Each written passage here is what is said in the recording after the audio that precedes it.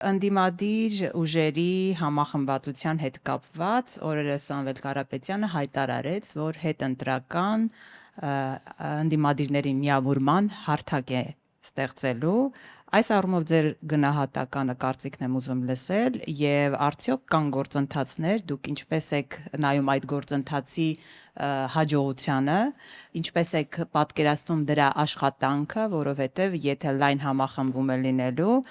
նաեւ պետք է հասկանալ ինչպես է դա առաջ գնալու, ինչ ծրագրեր, սցենարներ կան։ Այս ամենը դուք այսօր տեսնում եք եւ ինչպես եք գնահատում ընդհանրապես դրա հաջողությունը։ Նայեք, մենք նույնիսկ միջև ընտրական գործընթացը մենք համարում ենք, որ ընդդիմությունը շատ ավելի ակտիվ կարող էր համագործակցել։ Եվ ուղղակի հիշեցնեմ, որ մյուս ուժերն էին փորձում որոշակի sense դիստանցիավորվել մեզանից որոշ չափով։ Sense որոշ չափով հեռավորություն պահել, ինչը ես հասկանում եմ եւ ենթադրում եմ, որ նաեւ ճիշտ էին անում այդ ընթացքում։ Հիմա իհարկե համագործակցությունը համարում եմ, որ պետք է մենք դրա մասին հայտարարություն արել ենք եւ սա մեր ընդհանուր մոտեցման շրջանակներում է գտնվում անկասկած։ Հիմա արդյունավետությունը կախված է մի շարք հանգամանքներից։ Դա հաջողություն կբերի, հաջողությունը ենթադրում է Նիկոլ Փաշինյանի հեռացման կբերի այդ ընդդիմադիր միասնական ճակատը։ Եվ որ տարբերակով կբերի։ Նայեք, ես օրինակ բերեմ Հայաստանի Հանրապետության 2017 թվական խորհրդարանական ընտրություններ հանրապետական կուսակցության համոզիչ հաղթանակը։ Հիշում եք։ Մոտ 9 ամիս անց հեղափոխություն,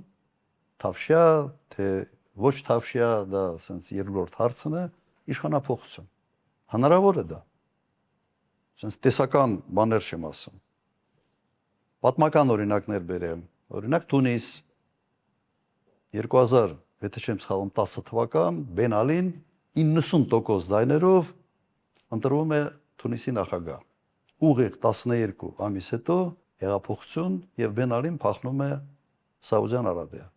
Հետո ավելի ուշ տարիներ հետո մահանում է Սաուդյան Արաբիա։ Հնարավոր է։ Հնարավոր է։ Ուղղակի այդ վիճակը պետք է զարգացնել, որոշ հանգամանքներ պետք է իրար հանդիպեն, ասենց կոպիտ ասած, օրինակ Թունիսում դա եղավ, եթե չեմ սխալվում, հացի թանկացում եւ այլ բավական այլ process-ներ կար, բայց հասունացած մի բան կար, որը պայթեց։ Եվ երբ ռեժիմը ունի բռնապետական ասենց հակումներ, դժվար է գնահատել իրական տրամադրությունը մարդկանց։